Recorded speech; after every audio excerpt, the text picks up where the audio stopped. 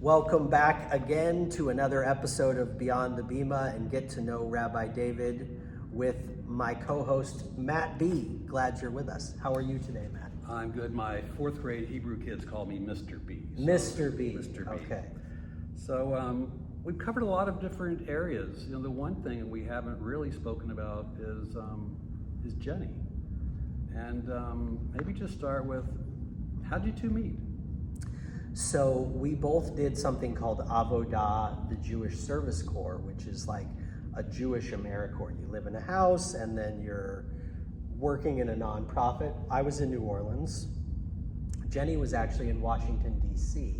And so we met actually at a retreat for the Corps members and had some chemistry, but didn't actually really get together until 2010 when I was being sent to D.C. a lot for work.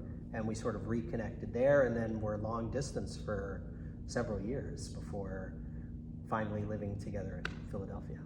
And Jenny's family's from here. Your family is from Oregon, right? Right. Jenny was actually born in Davis, California, but ended up in Traverse City, Michigan around the age of 8. And so she mostly grew up here in northern Michigan. And yes, I am from the Pacific Northwest. Salem, Oregon is where I grew up. My mom still lives there, and my dad and stepmother live just north of Seattle. Well, you'll have to trade in the Ducks for the Fighting Illini. Never. Okay. Well, Go Ducks. Are you a collector? Do you collect anything? Loosely. I feel like collector has maybe a gravitas that I don't deserve, but I like acquiring new vinyl records. And when I say new, they could literally be from a new artist who's now putting out a new vinyl, but also old vinyl that's new to me. And I've got over 100 for sure. And I particularly like jazz. What's the last thing you listened to? WDCB. And also a podcast. I do a good deal of podcast listening.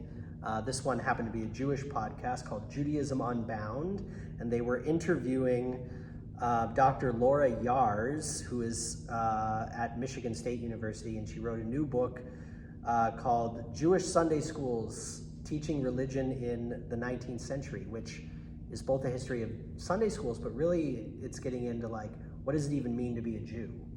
Right? Because it's like, what are we teaching our children, and what does that say about what we value?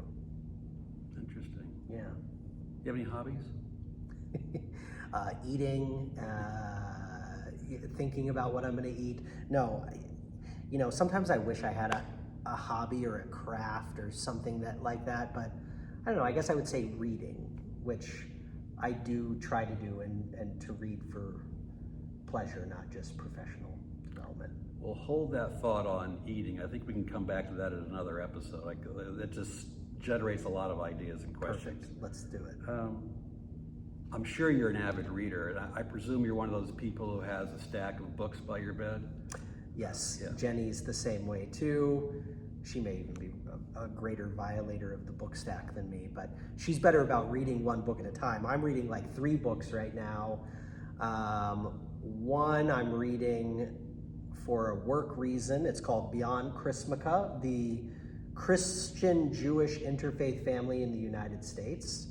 But for pleasure, this is going to make me sound super exciting, I'm reading a biography of Lyndon Johnson by Robert Caro that's, only 1,100 pages, called The Path to Power.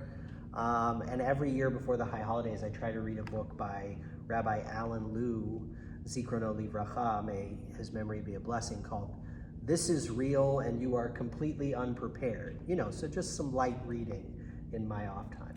You don't know this, but I used to live in San Francisco, and Rabbi Lou was my rabbi there, so he was quite a rabbi. Yes, he was a gadol, a great one. You a morning person, night person, middle of the day person, all the above? 100% morning.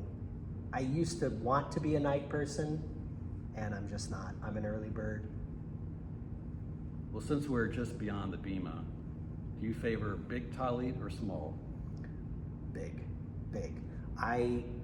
No offense to the small, tall, eat folk, it's a little easier to manage, but I like the feeling of being sort of enveloped in my